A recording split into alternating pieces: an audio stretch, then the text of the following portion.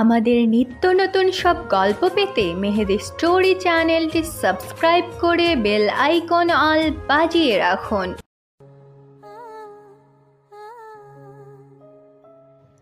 মানিব্যাগটা ওর হাত থেকে রাস্তায় পড়ে যায়, আর মানিব্যাগে থাকা সবকিছু ছড়িয়ে ছিটিয়ে রাস্তায় পড়ে যায়। ও সবকিছু তুলতে তুলতে হঠাৎ একটা চিরকুট পায়। চিরকুটটা খুলে দেখতে ওর মাথায় যেন আকাশ ভেঙে পড়ে। ও দ্রুত রিকশাওয়ালাকে বলে, রিক্সা ঘুরান, আমাকে দ্রুত বাস স্ট্যান্ডে পৌঁছে দিন, আমি আমার মেঘার কাছে যাব। কল্প যেন জ্বরের বেগে আমাদের বাসায় চলে আসে। আম্মু আব্বু কল্পকে এত রাতে দেখতে পেয়ে অবাক হয়। আম্মু কল্পকে জিজ্ঞেস করে, তোমার কি কাজটা শেষ বাবা? কল্প উত্তর দেয়, আসলে আম্মু, মেঘার জন্য খারাপ লাগছিল। ওকে অসুস্থ রেখে গিয়েছি তো, ওর বমি বমি লাগছিল জার্নির কারণে। তাছাড়া মাথা ব্যথাও করছিল নাকি খুব, তাই মন টিকলো না, চলে আসলাম। খুব ভালো করেছো বাবা, যাও ভেতরে যাও। কল্প আমার রুমে ঢুকে আমাকে শোয়া থেকে টেনে তুলে বুকে শক্ত করে জড়িয়ে ধরে। আমি ছিলাম গভীর ঘুমে। ওরে আচরণে আমি ভাবছিলাম আমি স্বপ্ন দেখছি না তো, কারণ ও তো চলে গেছিল আমার উপর রাগ করে, আর এত রাতে যে আবার আসবে তা আমি স্বপ্নেও ভাবিনি। কল্প আমাকে জড়িয়ে ধরে বসে আছে। কি হয়েছে কল্প? এত রাতে হঠাৎ আবার তুমি না আমাকে ছেড়ে চলে গেছিলে, তাহলে আবার আসলে যে? চুপ, একদম চুপ, আর একটা কথাও বলবে না তুমি। আমি এতগুলো কথা শোনালাম তোমাকে, আর তুমি কেন চুপচাপ সব শুনলে? কেন বললে না আমায় যে তুমি আমাকে আগেই চিনে গেছো, বুঝে গেছো, জেনে গেছো আমি যে তোমার কল্প, আর তাই তুমি আমার কাছে স্ত্রীর অধিকার চেয়েছো? কেন বললে না? এই ছেলে, এইভাবে কাঁদতে বলেছি তোমায় আমি? থামো বলছি। আর এখন তো ছাড়ো আমায়, আর কতক্ষণ এভাবে বুকে জড়িয়ে ধরে রাখবে? সারা জীবন। তোমার কোনো সমস্যা? হুম, আমিও তোমার বুকেই থাকতে চাই, জীবনের শেষ মুহূর্ত পর্যন্ত। তুমি জানো আমি কতটা কষ্ট পেয়েছিলাম? আমি মনকে কোনোভাবেই মানাতে পারছিলাম না আমার মেঘা 2 দিনের মধ্যে ওর ভালোবাসার কল্পকে ভুলে মায়ানকে হাসি মুখে মেনে নিচ্ছে, মায়ানের কাছে স্ত্রীর অধিকার চাচ্ছে। যদি তোমার চিরকুটটা আজ না পেতাম, তাহলে কি যে হতো আল্লাহই জানেন। চিরকুটটাতে লেখা ছিল, এই যে মিস্টার মায়ান রহমান কল্প, তুমি ধরা পড়ে গেছো তোমার বউয়ের কাছে। আমি জেনে গেছি তুমি আমার গল্প। এই ছেলে, এটা দেখা মাত্র নীল বেনারসি নিয়ে আসবা, আমি তোমার বউ সাজবো। মেঘা, কেন আমাকে তুমি সরাসরি বলনি? তাহলেই তো আমি তোমায় এভাবে একা রেখে যেতাম না, তোমার এত কষ্ট পেতে হতো না। আর তুমি কবে বুঝতে পেরেছো আমি যে তোমার কল্প? বলো না প্লিজ, আমার খুব জানতে ইচ্ছে করছে কিভাবে বুঝলে তুমি? তুমি আমাকে এতটা দিন জ্বালিয়েছো, কষ্ট দিয়েছো, আমি একটু শোধ করব না, তাই তোমাকে সরাসরি কিছু বলিনি।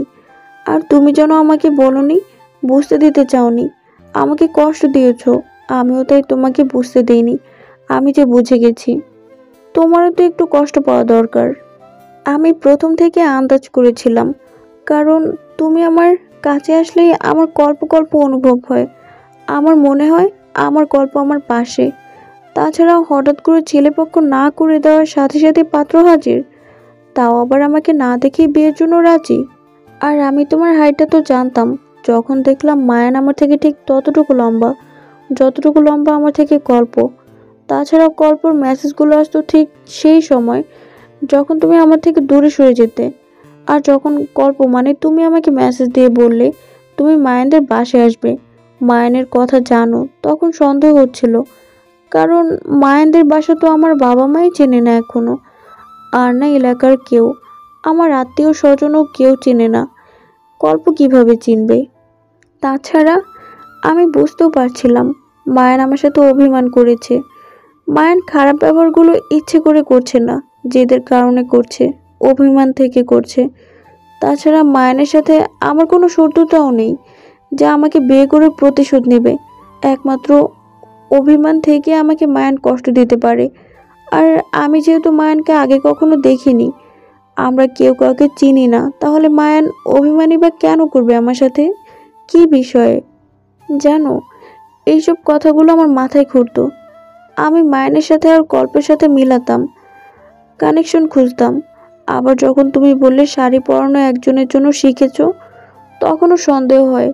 কারণ কল্পকে আমি শাড়ি পরা শিখতে বলেছিলাম ইউটিউব দেখে, আমি পারি না বলে, যাতে বিয়ের পর আমাকে পরিয়ে দিতে পারে।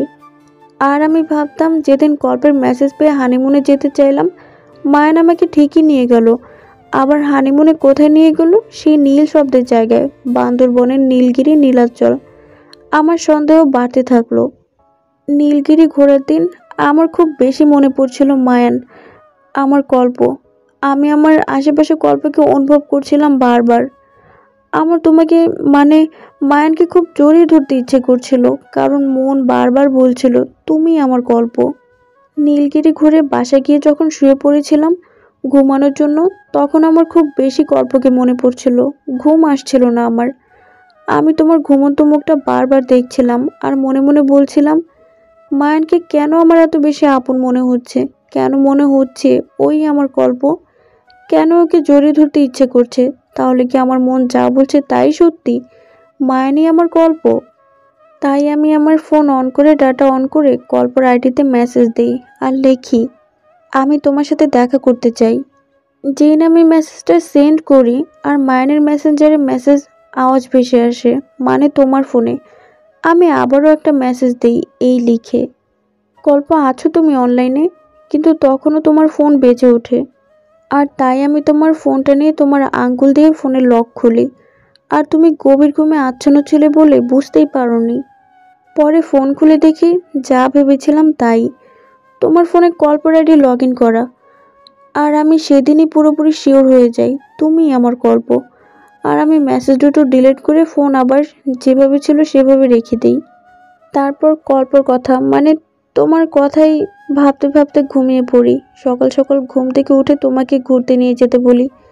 তুমি আমাকে নীলাচল নিয়ে যাও। তোমার মনে আছে আমি তোমাকে সেদিন কি বলেছিলাম? তুমি যেদিন নীলাচল নিয়ে গেছিলে আমাকে। মেঘা, সুন্দর না জায়গাটা? অনেক অনেক বেশি সুন্দর। থ্যাংক ইউ সো মাচ কল্প, আই লাভ ইউ। তুমি তখনও কিছু বুঝতে পারোনি। তোমার মেঘা বুঝে গেছে তুমি ওর গল্প। আমি তোমায় আমার হাত ধরে ছবি তুলে দিতে বললাম, তুমি তখনও কিছু বুঝতে পারোনি। আর রাতে বাসায় গিয়ে যখন তোমার পছন্দের লাল শাড়ি পরে তোমার কাছে এসে তোমার হাতে শুয়ে বললাম আমি তোমার সাথেই ঘুমাবো, তুমি কেমন রিয়াক্টটাই না করলে। আমি আসলে চেয়েছিলাম তুমি যেন রেগে যাও, এই ভেবে যে আমি কল্পকে ভুলে গেছি আর মায়ানকে মেনে নিচ্ছি। আর তখনই যেন রেগে গিয়ে কষ্ট পেয়ে নিজের মুখে বলে দাও তুমি আমার কল্প। কষ্ট পেয়েছো ঠিকই, কিন্তু বলো আর নাই তুমি যে আমার কল্প। পরের দিন এত চেষ্টা করলাম, কিন্তু তোমার মুখ থেকে শুনতেই পারলাম না তুমি কল্প। আইডি ব্লক করলাম। কল্পকে বললাম আমি মায়ানকে মেনে নিচ্ছি।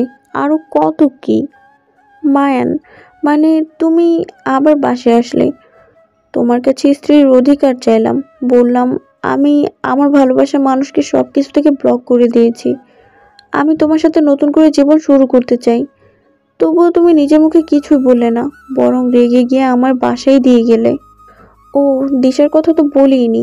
দিশা যে তোমাকে একতরফা ভালোবাসে সেটা আমি বুঝে গিয়েছিলাম, কারণ আমি সেদিন দেখেছিলাম দিশা তোমাকে পেছন থেকে জড়িয়ে ধরে আছে আর তুমি ছাড়ানোর চেষ্টা করছিলে আর বলছিলে ছেড়ে দিতে ওকে। তাছাড়া ওকে ভালোবাসলে তুমি আমাকে বিয়ে করতে না। নিজের ভালোবাসার মানুষকে ছেড়ে হুটহাট অন্য এক বিয়ে ভাঙা মেয়েকে বিয়ে করতে যেতে না। ও হ্যাঁ, আমি কখন তোমার মানিব্যাগে চিরকুটটা রেখেছিলাম জানো? যখন তুমি হোটেলে এসে আমার রুমে দিয়ে ফ্রেশ হতে ওয়াশরুমে গেলে আর বললে আমি বিশ্রাম নিতে, তুমি নাকি একটু বাইরে যাবে। আমি তখন চুপচাপ তোমার মানিব্যাগটা খাটের উপর দেখে চিরকুটটা রেখে দিই। কিন্তু কে জানতো তুমি চিরকুটটা পাবেই না, বরং আমাকে ওই রাতেই বাসায় দিয়ে যাবে। সরি মেঘা, আমার এভাবে তোমায় একা রেখে চলে যাওয়া ঠিক হয়নি। আচ্ছা, তুমি আমায় এত কষ্ট কেন দিলে এ কয়দিন? দিব না? আমি কি কম কষ্ট পেয়েছি? তাই একটু শোধ নিলাম। আমার উপর কি একটু বিশ্বাস ছিল না যে বিয়ের পিঁড়িতে বসে গেলে? আসলে আব্বু অসুস্থ হয়ে গিয়েছিল, তার শেষ ইচ্ছা ছিল আমার বিয়ে দেখে যাওয়া। আর 3 মাস যাবৎ তুমি উধাও হয়েছিলে। বিয়ের কথা বলা মাত্র আর দেশে আসার কথা বলার পরে তুমি নিখোঁজ হও। তাই ভুল বুঝেছিলাম। আমাকে তুমি ক্ষমা করে দাও প্লিজ। যদি তোমায় হারিয়ে ফেলতাম আমি কি হতো বলো তো? কি হতো? আমি পাগল হয়ে যেতাম। হয়েছে, আর পাগল হতে হবে না। মেঘা, আমিও সরি। হ্যাঁ, এই কয়দিন খুব খারাপ ব্যবহার করেছি বলে। আচ্ছা হয়েছে হয়েছে। কল্প আমাকে বুক থেকে ছাড়িয়ে এবার একটা শপিং ব্যাগ হাতে দিয়ে বলে, এই নাও, কি এটা? খুলে দেখো। আমি খুলে দেখি একটা নীল বেনারসি। অনেক সুন্দর কল্প। Thank you so so so much, love you. এসো এবার পরিয়ে দেই। এত রাতে? এত রাতেই? পড়তে পারি, তবে আমার একটা শর্ত আছে। আবার শর্ত? ওই দিনও কি শর্ত যেন ছিল তোমার, একসাথে ছবি তোলার সময় বলেছিলে। ওই দিন আর আজকের 2 দিনের একটাই শর্ত। কি সেটা? তুমি আমাদের ম্যারেজ অ্যানিভার্সারিতে আমাকে আবার বান্দরবনের নীলগিরি আবার নীলাচল নিয়ে যাবে, আর আমি তখন সেখানেই থাকবো, দূরে কোনো হোস্টেলে যাব না। ওকে ওকে, আমি রাজি। এবার তো এসো। এরপর কল্প আমাকে নীল বেনারসিটা পরিয়ে দেয় আর আমার কপালে চুমু খেয়ে বলে, ভালোবাসি আমার বউটা, খুব বেশি ভালোবাসি। আমিও কল্পকে জড়িয়ে ধরে বলি, আমিও তোমাকে ভালোবাসি কল্প, ভীষণ রকম ভালোবাসি। শুরু হতে যাচ্ছে চমৎকার গল্পের সিরিজ পূর্ণিমার সন্ধ্যা। গল্পের প্রধান চরিত্রে থাকছি আমি মোহাম্মদ মেহেদী হাসান এবং আমি মায়া ইসলাম শিমু। শুনতে পাবেন 11ই জানুয়ারি থেকে প্রতি শনিবার রাত 8টায় শুধুমাত্র মেহেদী স্টোরি ইউটিউব চ্যানেলে।